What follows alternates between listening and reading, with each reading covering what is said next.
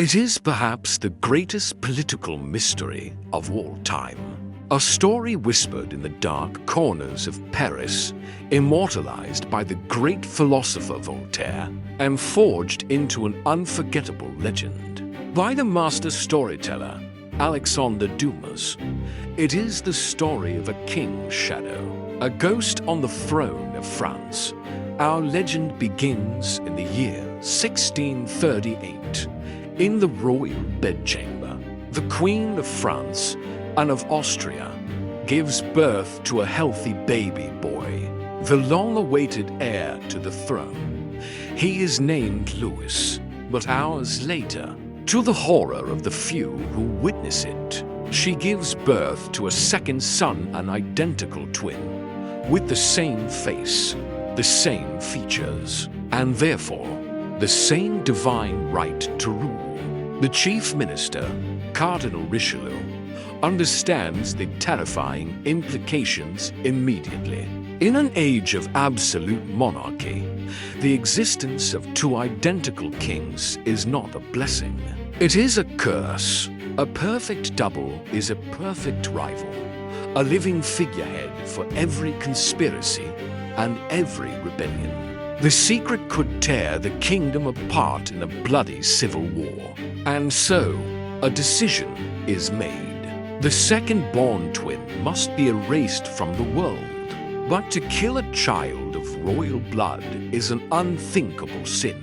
So, the infant prince is spirited away, given to loyal servants to be raised in secret, far from the intrigues of the court, never knowing his true identity. For years, the secret holds.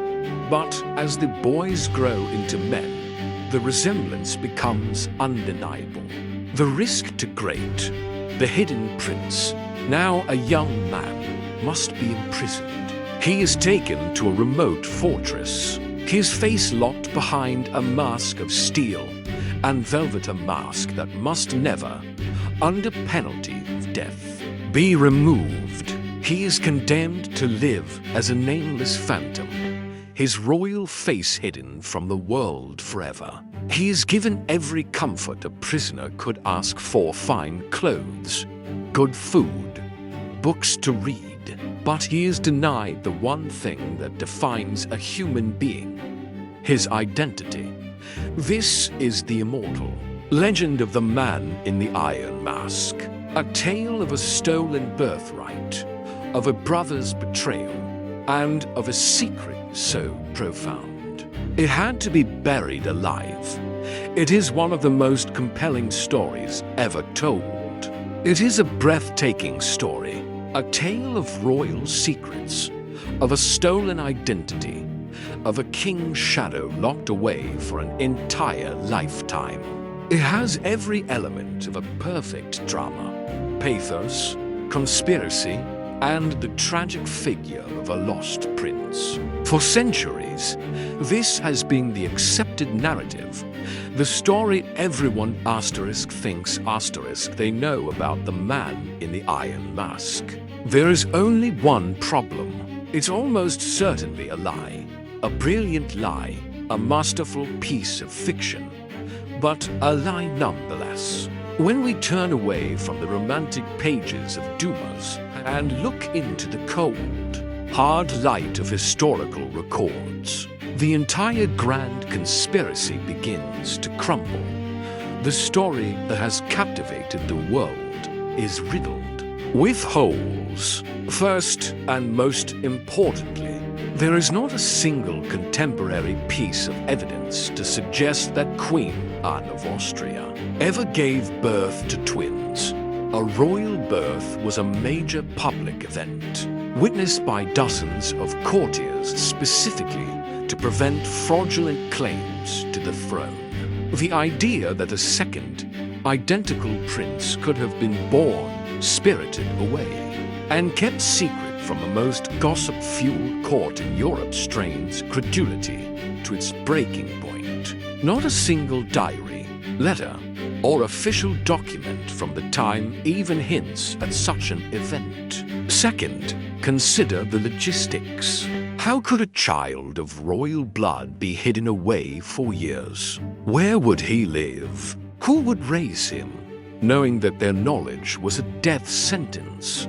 The resources required to maintain such a conspiracy over decades, involving dozens, if not hundreds, of people, without a single leak, is a fantasy. But perhaps the most damning question is this. If this prisoner truly was the king's identical twin, a man who, simply by showing his face, could ignite a civil war, why was he kept alive? The 17th century was not an age known for its sentimentality. Kings eliminated rivals with ruthless efficiency. A threat of this magnitude would not have been managed. It would have been extinguished. A quiet dose of poison. A tragic accident. These were the tools of the state. A 34-year imprisonment in relative comfort, where the prisoner could be seen by doctors, guards, and chaplains, was an absurdly high-risk, low-reward strategy for handling a dynastic nuke. The legend, as magnificent as it is, simply does not hold up to scrutiny. It is a puzzle where the most famous piece doesn't fit. So, to find the truth, we must discard the legend. We must set aside the story of the lost king and begin a new investigation, a historical cold case. We must ask not who was the royal twin, but a far more interesting question. Who was the real prisoner? And what did he know that made him so terrifying to the Sun King? The trail begins not with a birth, but with an arrest. The real paper trail begins not in a royal palace, but with a single, cryptic letter. It is July 1669. The powerful minister of King Louis XIV, the Marquis de Louvois, writes to the governor of the prison at Pignerol, a man named Benin de Saint-Mars. The letter announces the imminent arrival of a new prisoner. The name given is Eustache Dauger. What follows are some of the most bizarre and specific instructions in the history of incarceration. Louvois commands Saint-Mars to prepare a cell with multiple, overlapping doors, one closing on top of the other, designed to ensure that no sound from within can ever be overheard. He stresses that this prisoner, Dauger, is only a valet, a man of no importance. And yet, the minister's commands betray a deep, almost paranoid level of fear. Saint-Mars is ordered to see the prisoner only once a day to provide him with food and water. He must impress upon Dauger that if he ever speaks a single word to anyone about anything other than his most basic needs, he will be killed without hesitation. Louvois writes, and this is a direct quote from his letters, "It is of the last importance that he should not be able to communicate with anyone, by any means whatever. This is the central contradiction of the entire mystery. Why would the most powerful government in Europe expend such incredible resources and issue such terrifying threats over a man they describe as a nobody? If he was just a valet, why not simply execute him quietly? Why the elaborate 34-year performance of keeping him alive but completely silenced? The only logical conclusion is that Dauger himself was not important, but the secret he carried in his head was. It was a secret so dangerous that he could not be allowed to share it, but for some reason, he could not be killed. Perhaps he was a pawn in a larger game, a piece of leverage against a more powerful figure. The life of Eustache Dauger becomes the story of his warden, Saint-Mars, for over 3 decades. As Saint-Mars is promoted to new prisons, his mysterious prisoner travels with him. From Pignerol to the fortress of Exilles, to the island of Sainte Marguerite off the coast of Cannes, and finally, to the most infamous prison of all, the Bastille in Paris. The journey was a masterpiece of secrecy. The prisoner was transported in a covered chair, his face always concealed by a mask of black velvet. It was on the island of Sainte Marguerite that the legend truly took hold. Locals would see this silent, masked figure walking on the battlements, a ghost in plain sight. One story tells of the prisoner scratching a message on a silver plate and throwing it from his window to a fisherman below. The fisherman, who was illiterate, brought the plate to the governor. Saint Mars reportedly questioned the man intensely and only let him go after being convinced he could not read, telling him, "It is lucky for you that you cannot." For 34 years, this continued.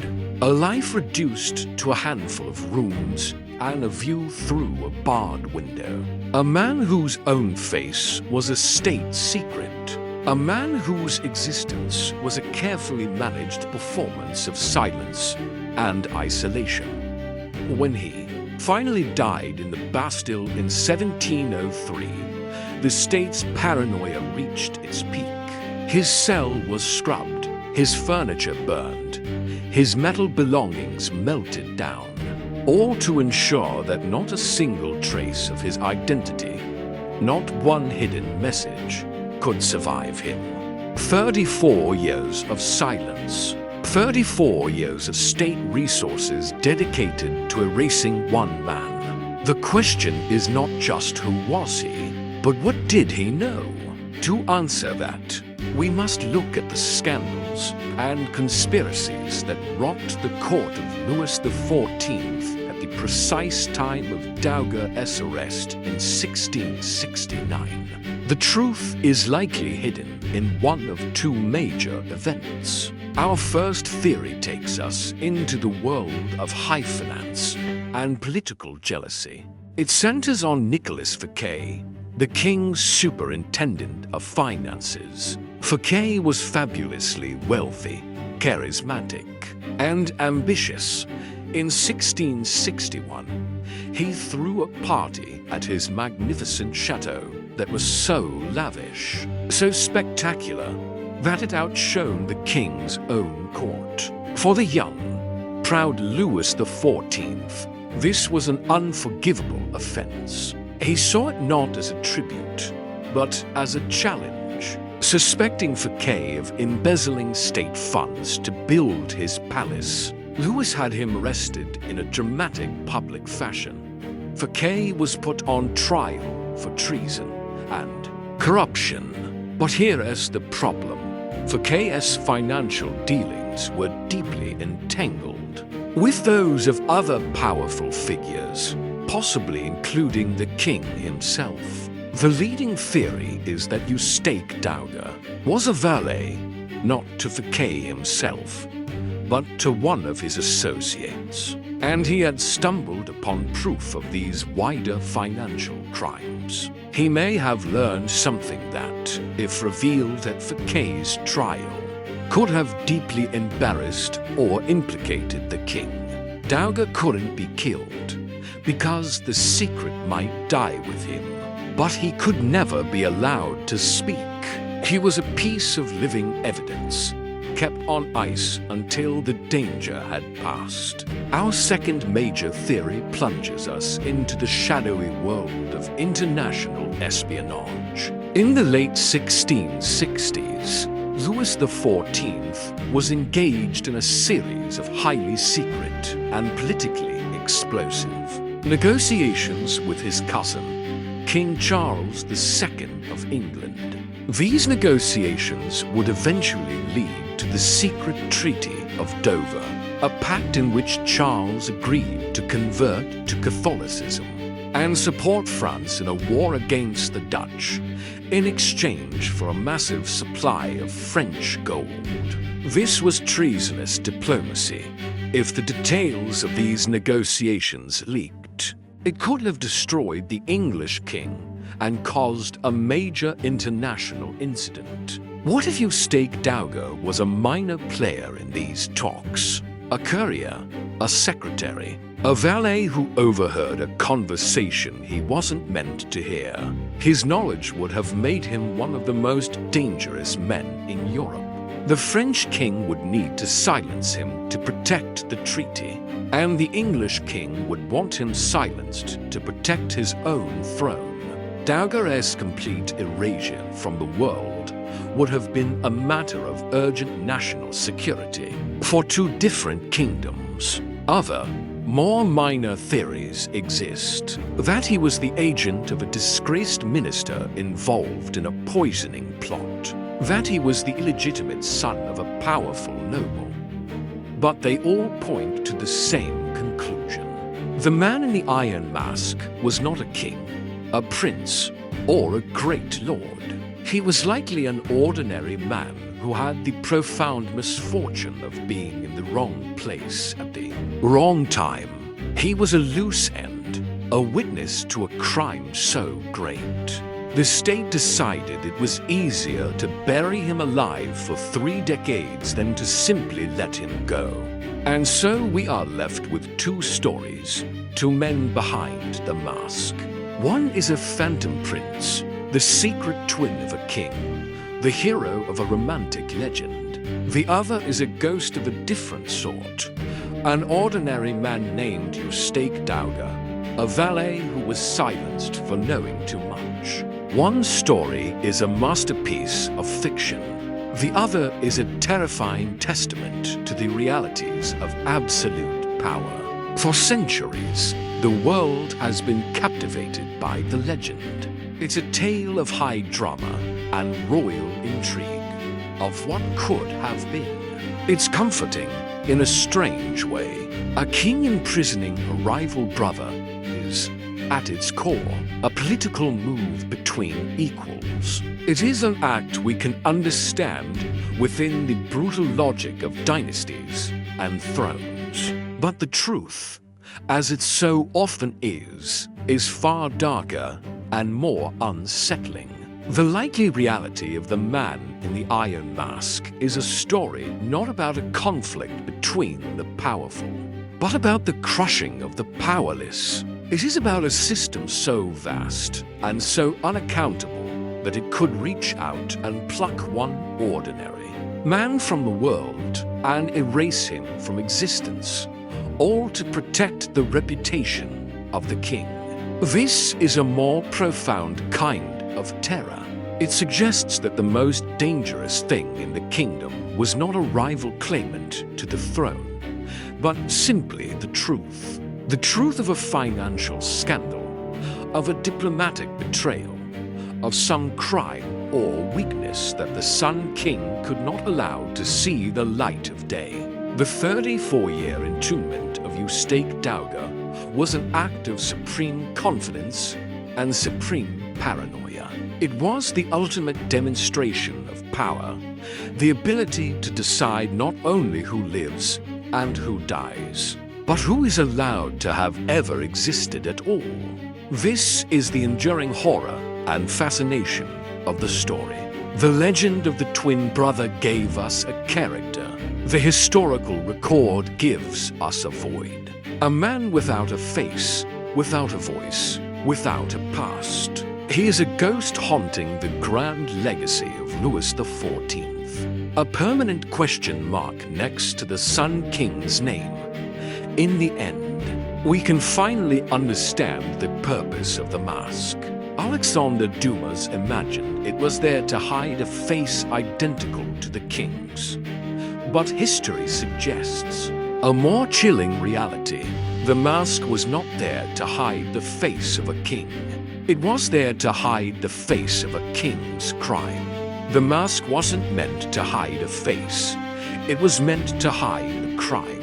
Here at the Black Chronicle, our mission is to pull the masks off of history's darkest moments. If you believe the truth is often more terrifying than fiction, subscribe to our channel and activate notifications. And now we ask you, What other historical figure's secret crime should we expose next? Let us know in the comments below.